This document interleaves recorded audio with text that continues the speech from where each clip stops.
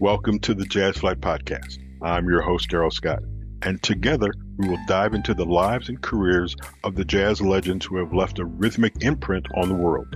Be prepared to reminisce on the highs and the lows of their musical journey and the trials that sculpted their timeless musical gems. We'll preserve the legacy of these extraordinary maestros and find inspiration in the melodies of their lives. Subscribe now and never miss a beat. Now, let's get to the show.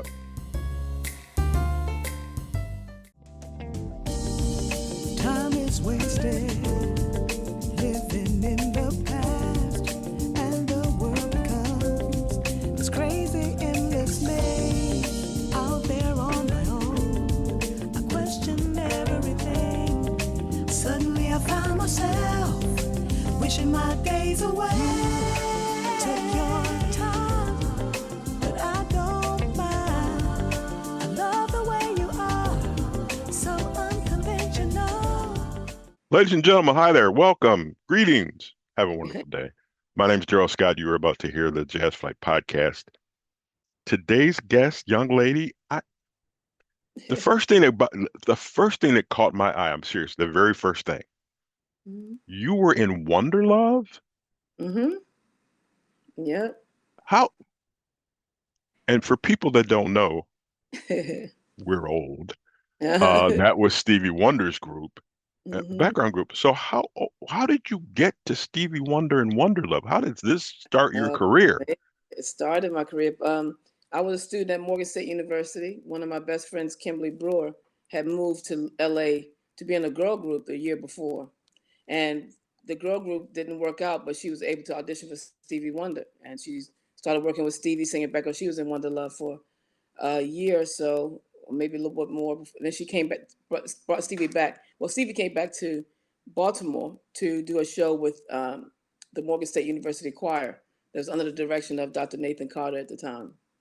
And so I was in my last year, and Stevie came to town, and she wanted me to audition to be in Wonderlove because she wanted me to move to LA with her. Mm-hmm. So after the concert, we went back to the hotel, and they in a conference room, they set up like a whole bunch of keyboards, and he played all these different things and scales and songs, and I had to sing by myself and sing with her and sing with him and do the background thing. It was insane. I didn't think I passed that audition, but I did.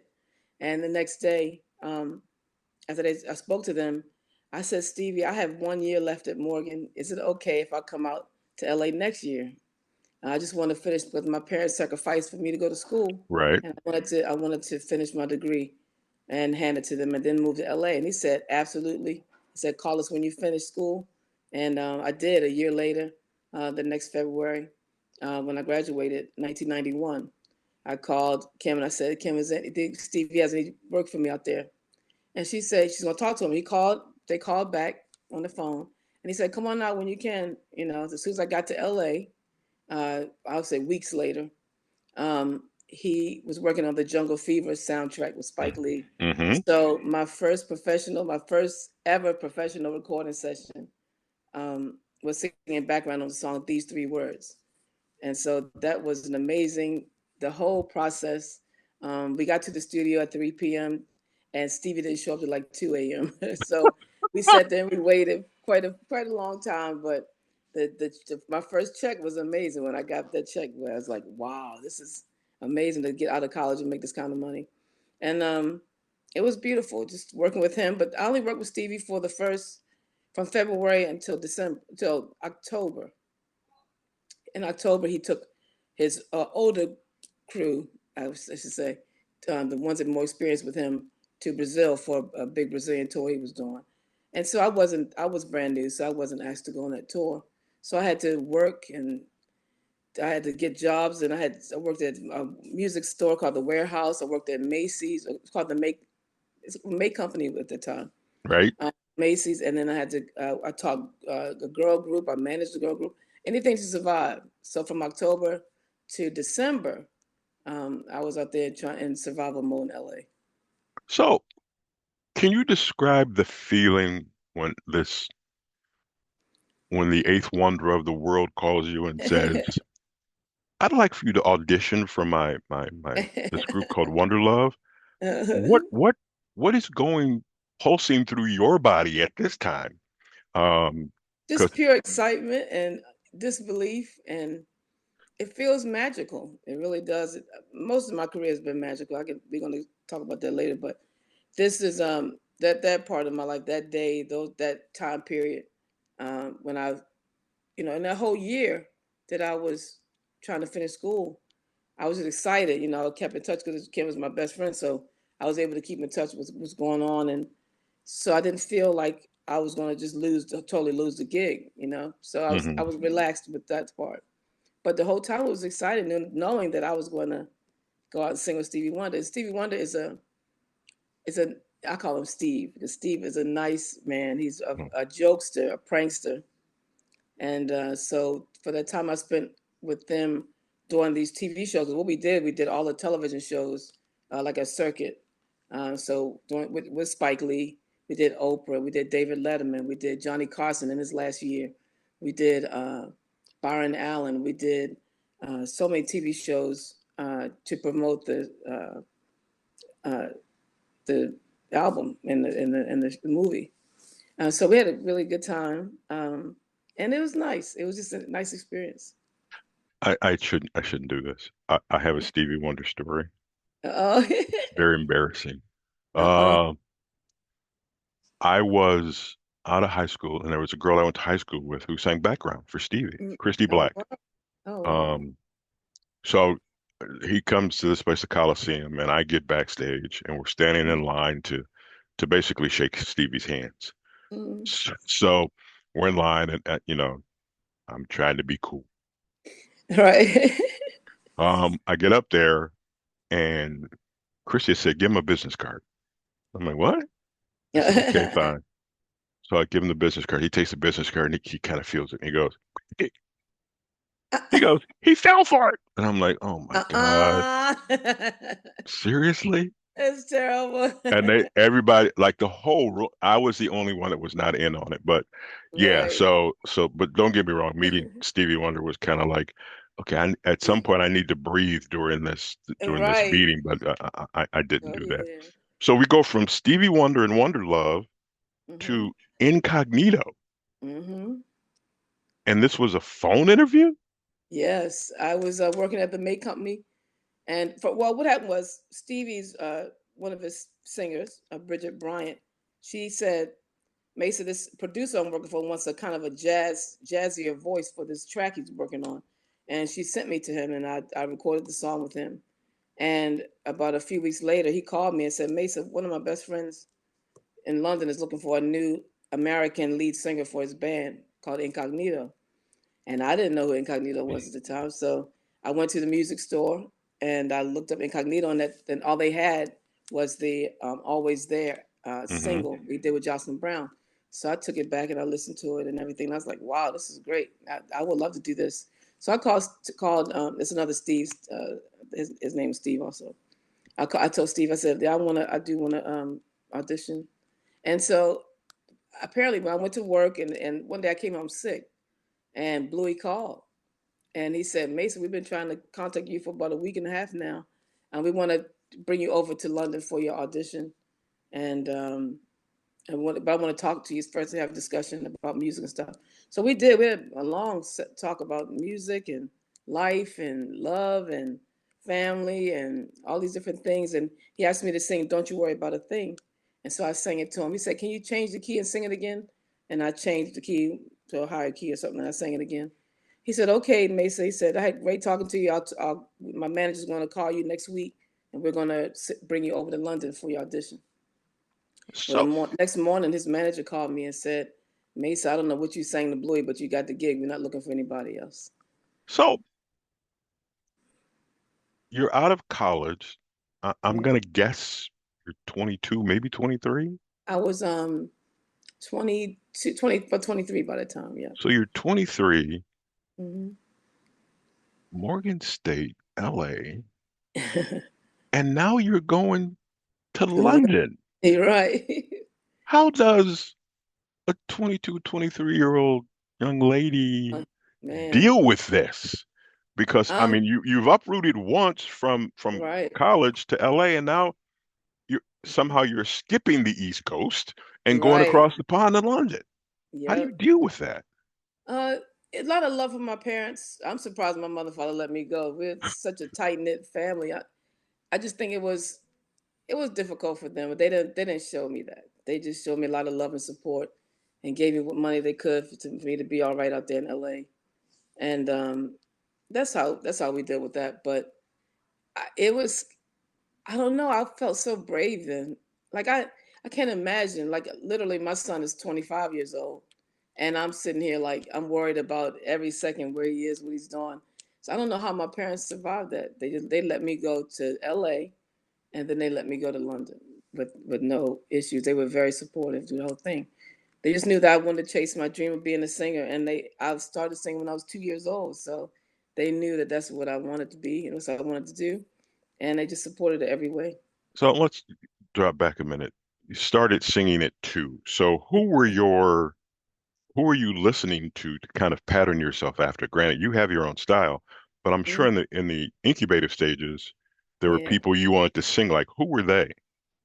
Well, at 2 years old, I was doing young and that I was, doing whatever's on the radio. My parents played a lot of music in the house. We had that old console with the everything inside that looked like a Yes. piece of furniture kind of thing. Yep. So I sat in front of that my whole life. I mean, it seemed like forever. Um, and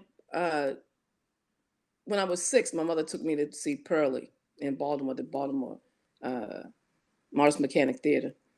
And when Melba Moore came out on stage and those lights came up and I saw those costumes and she opened her mouth, that was it. I knew Mhm, it was cemented in my spirit that I wanted to make people feel the way she made me feel. mhm, And so I knew that even at 6 years old, that's what I wanted. And so from that point, I listened to everything, all kind of music. But when I got to be a teenager, 12 years old, preteen, my uncle called me. He said, because they knew I was singing more pop. I was in Janet Jackson, all that kind of stuff. And mhm, so my uncle said, Maysa, I want you to turn on PBS right now. And when I turned it on, Al Jarreau was singing. mm, And again, my life flipped. Like my whole world, it flipped. And I just like, because he was like, but the scatting he was doing, which I didn't know at the time what it was, but it connected to me in the way that I wanted to be an instrument inside my band one day. Like I wanted to, exchange our souls musically, and us and spiritually through that. Without always saying words, I knew that at 12 years old, that's what that was about. And from that point on, I listened to jazz, Carmen McRae. I listened to a lot of Stanley Turrentine. I listened to Ella Fitzgerald, and Sarah Vaughan is my absolute hero. Uh, mm. I also was listening to Anita Baker and Patti LaBelle and so many great singers on that time. I was into everybody. Shaka what stood out. So with Shaka, Sarah Vaughan have been my uh, and Melba Moore, and of course people have been my people that I kind of patterned myself after. There's many times in my younger life where I almost passed out trying to hold Melba Moore notes. That I practiced them a lot. Oh, I And can I, so, can- I can hear that. And I can't think of this song that she's holding that note to. oh, Long and Winding Road. Yes. Yes. Mhm. So we're gonna pause for a minute because as much as I want to talk to you, I want to hear your music. So let's listen to a song called "Whatever" by Maysa on the Jazz Flyte Podcast.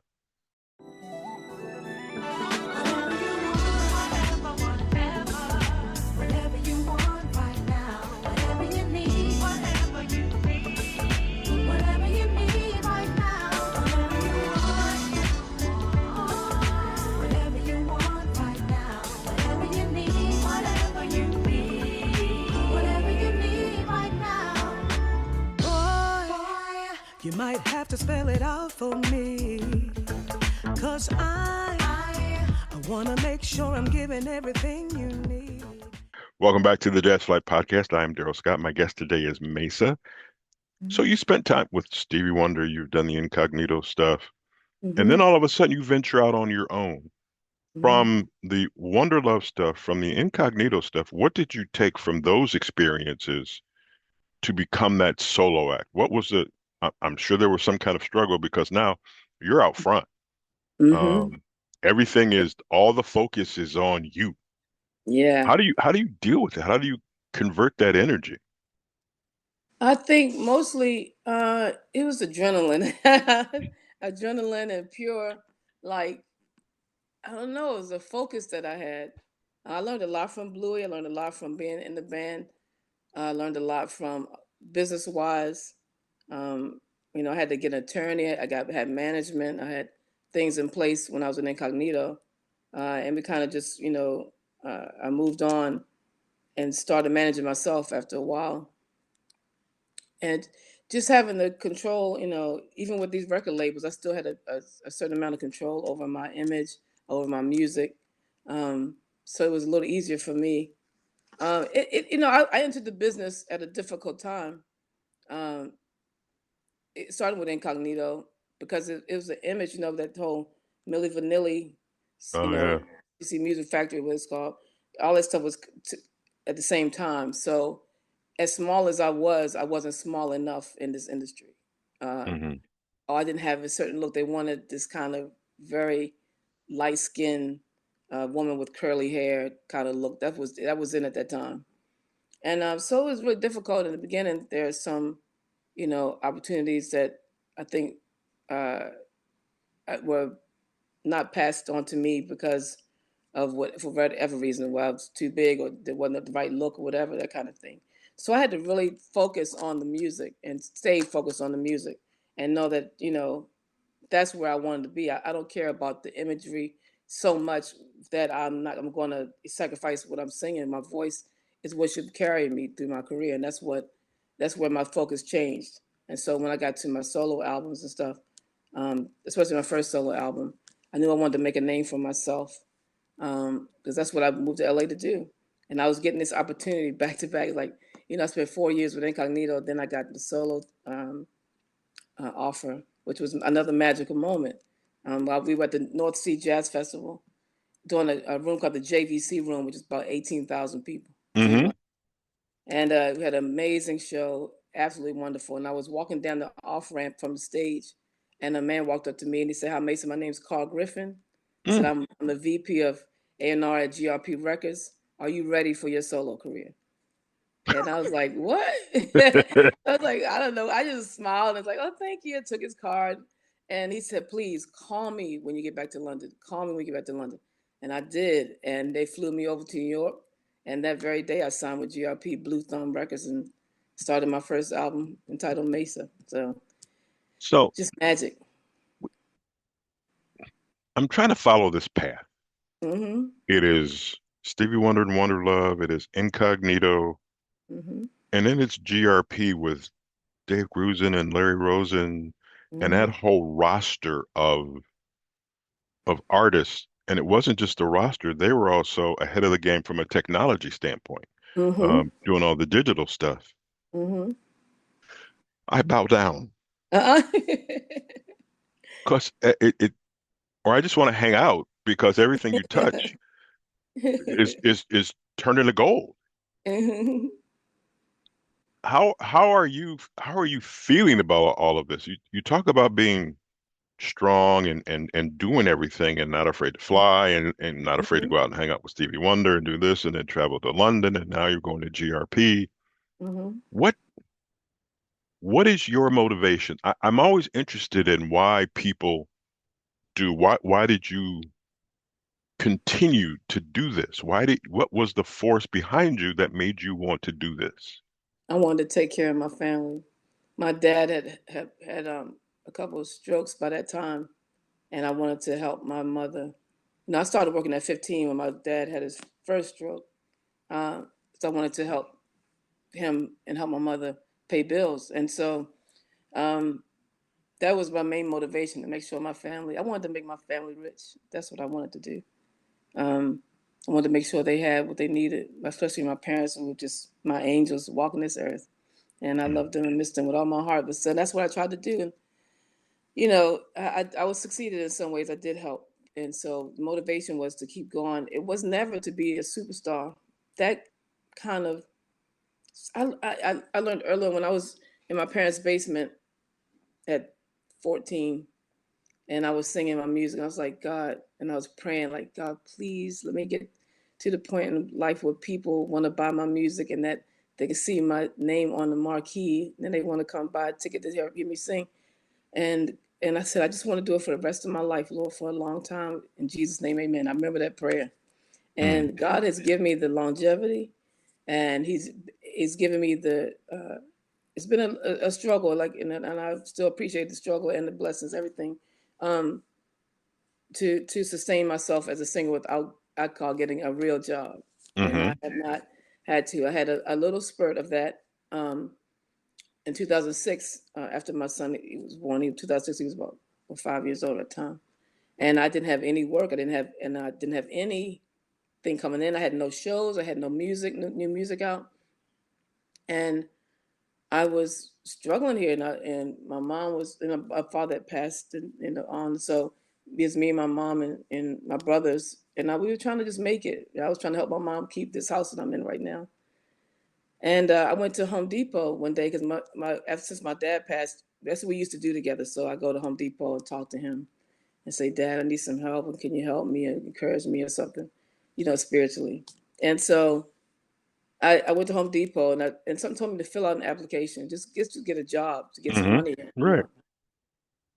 And when I put the application out, this lady at the desk manager, I guess, I went to hand her the application.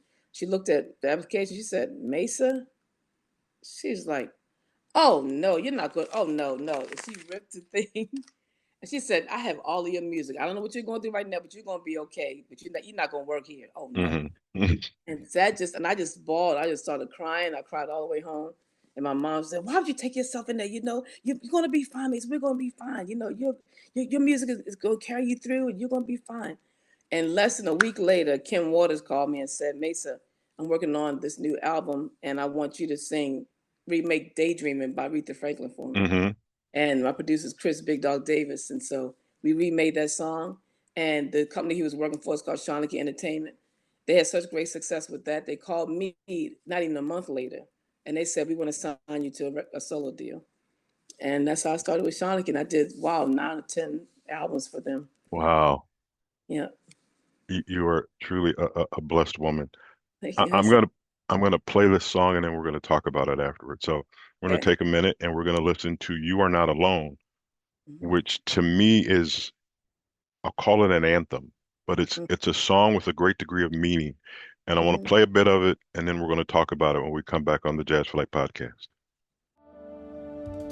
When you face a world of trouble and you need a helping hand, when you have so many questions and it's so hard to understand, well, I've walked this road before you, so you can trust in me. Hold on to me, and I will be the friend you need. That is "You Are Not Alone" from Maysa, our guest today on the Jazz Flyte Podcast. Maysa, in listening to that song, there seems to be a message behind it. Is that true? And if so, what is that message? Well, the song was originally written for the March of Dimes. As I have a long history with the March of Dimes. We featured my song "Out of the Blue" in one of their commercials years ago. In 2000, I would say 2002, 2003, around that area. I worked for them because they heard about my story having my son in Japan, and how when I finally brought him home, he had turned he had a little cold, and he turned blue, and I rushed him to the hospital.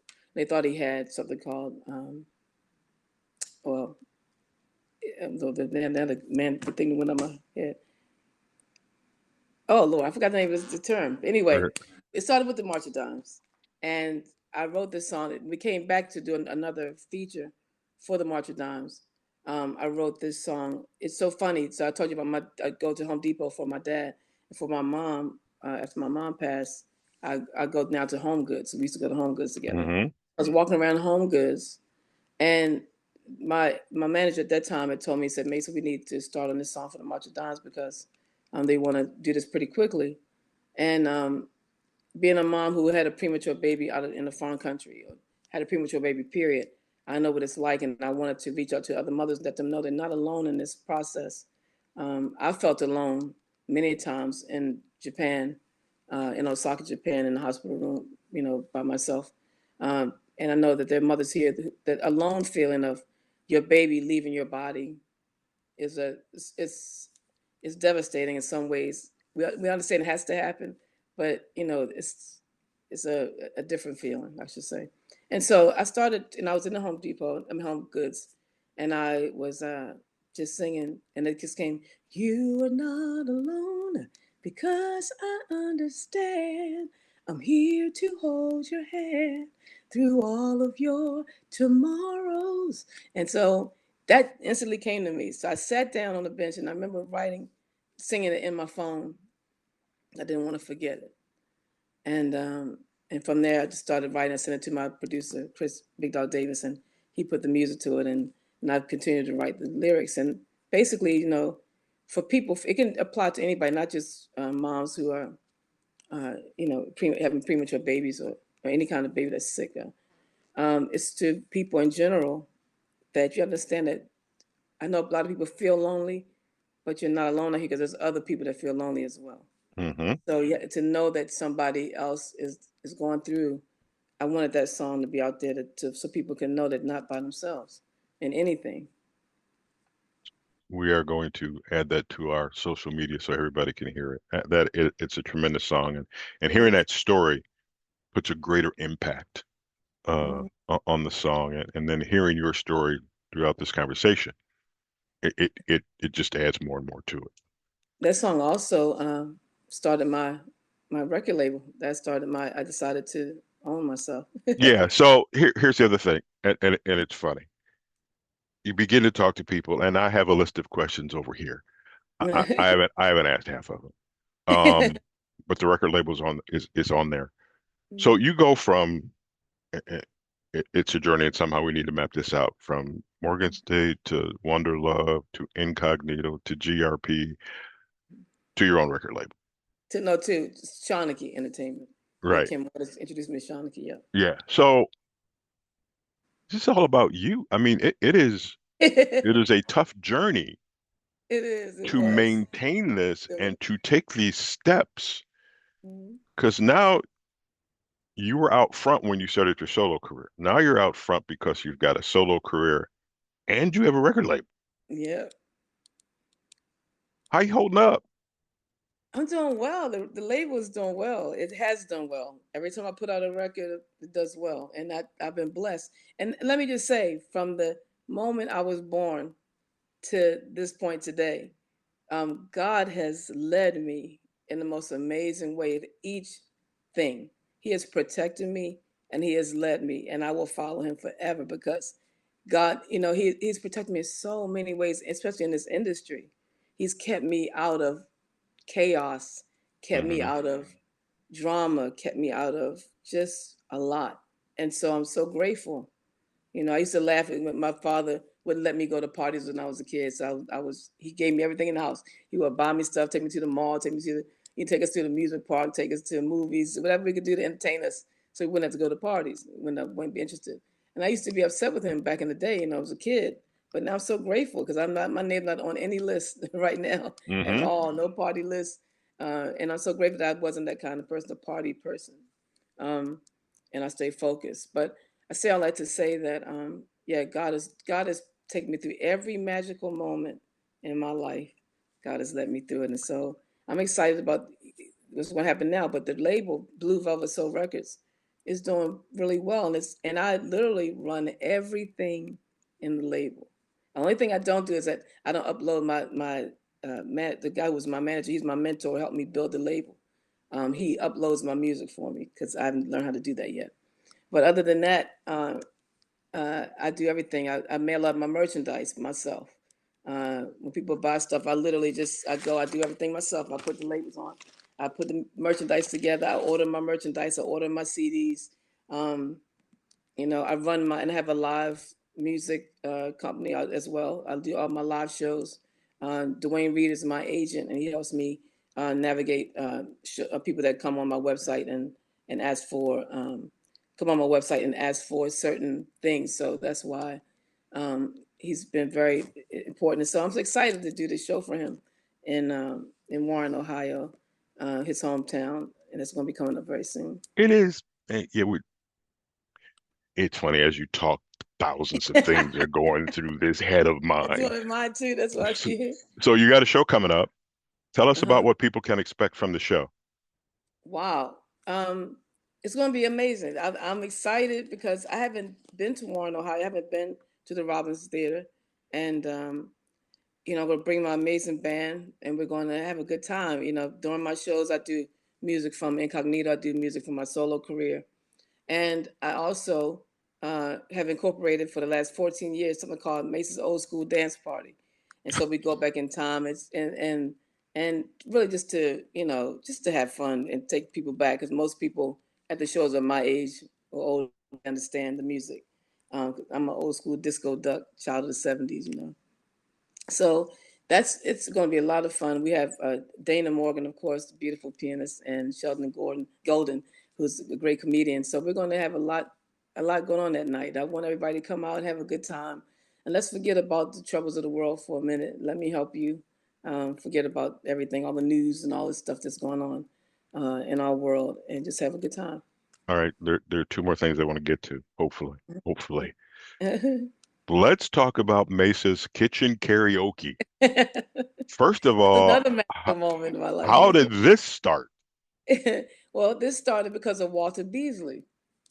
Walter Beasley has been such an encouragement. He's definitely one of my mentors. I talked to him years ago. I said, Walter, I want to do my live album. This is when I was with Shawnee. And I said, I'm going to do it. I said, but I want to do it. I'm going to put it out myself, He's like, do it. Just do it. So I did it. And that was very successful. And then I said, I want to do my own fragrance line. He said, do it. And I said, okay. So I had a men's fragrance, and I had a women's perfume.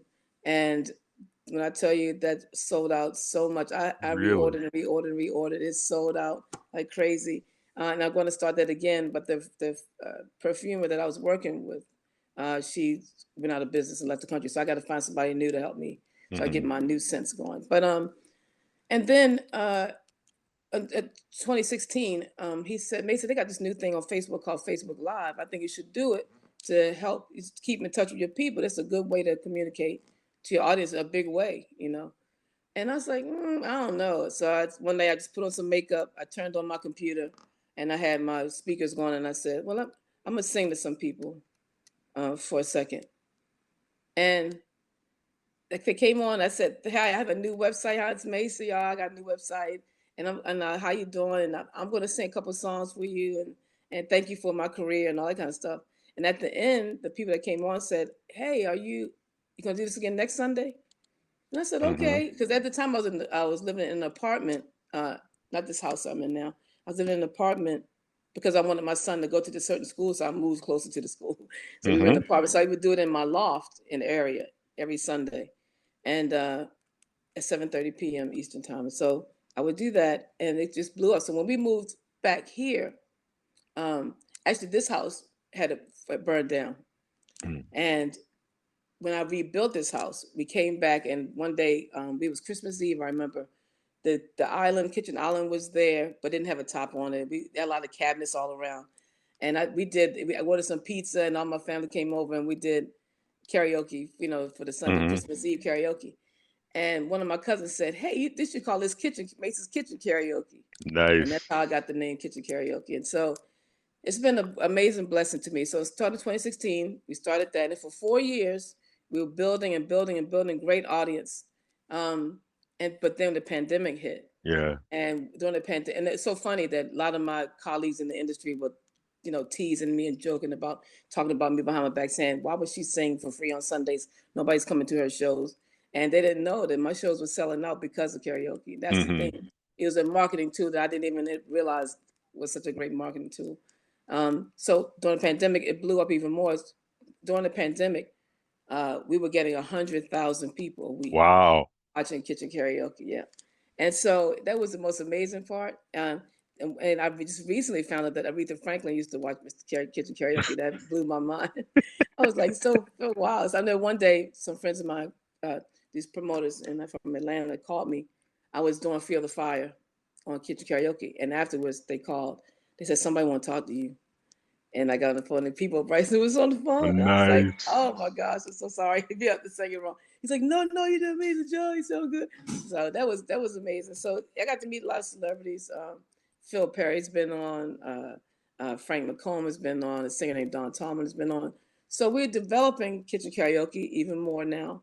During the pandemic, I also did a Mother's Day special where I cleared up my living room, all the furniture, put it in a truck, and I put my band in my living room. I hired a professional chef to come in to cook a meal for some friends of mine. It's for Mother's Day, and we call it because it's called Dinner with Jazz and Soul, which is an offshoot of Kitchen Karaoke.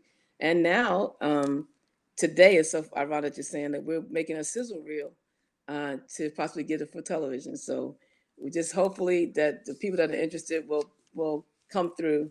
I'm praying that's my next magical moment in life. That that fly will have, you'll notice all of a sudden there's a bed, there's something built, because he's just going to live in the kitchen and just watch all of this. That's going to be what it Oh is. yeah, it's I got gonna one be. last thing to ask you about, and it's your Mhm. son.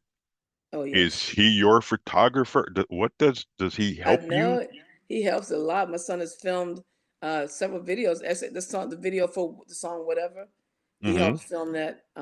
He helped film that video, and he's done.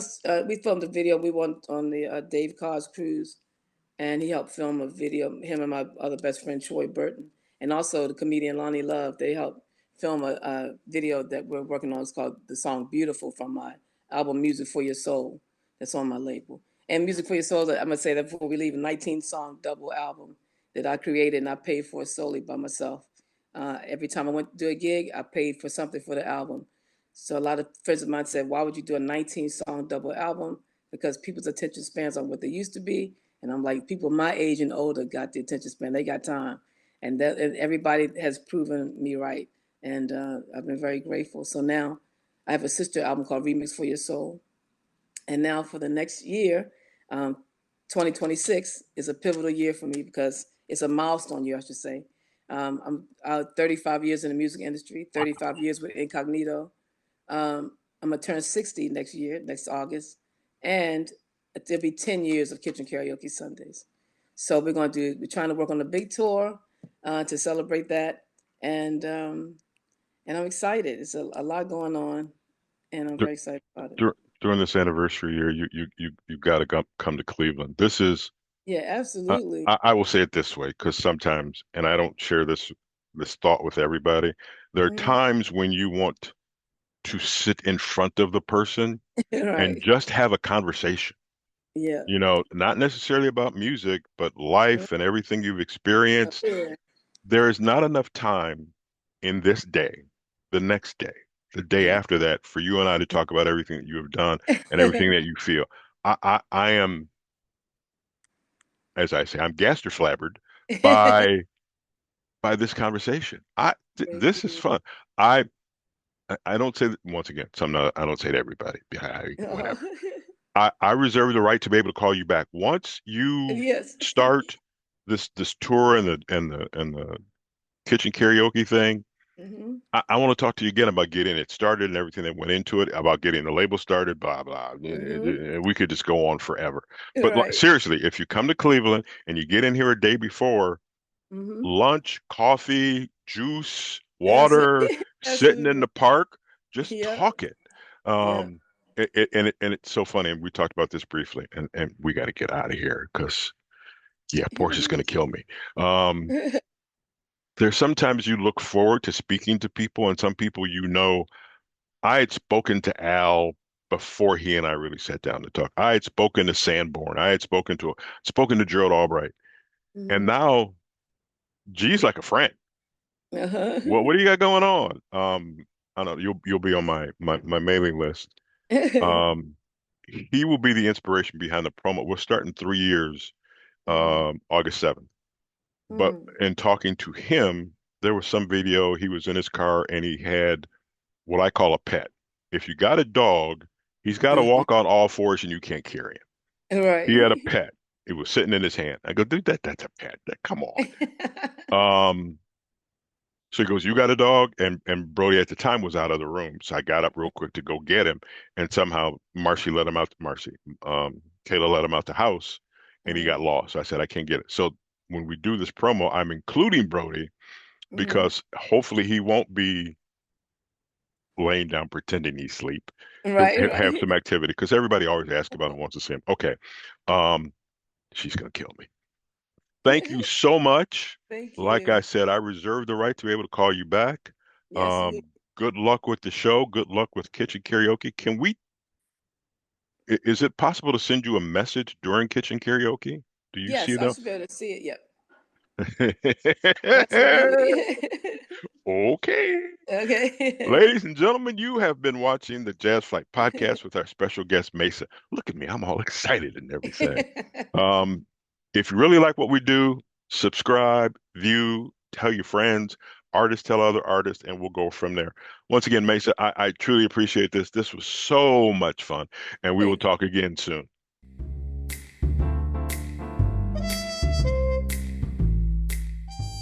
Thank you for tuning in to the Jazz Flyte Podcast.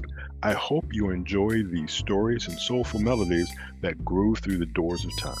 If you want to stay connected with the latest updates and episodes, don't forget to subscribe to my channel and hit the notification bell. Until next time, I'm Darrell Scott.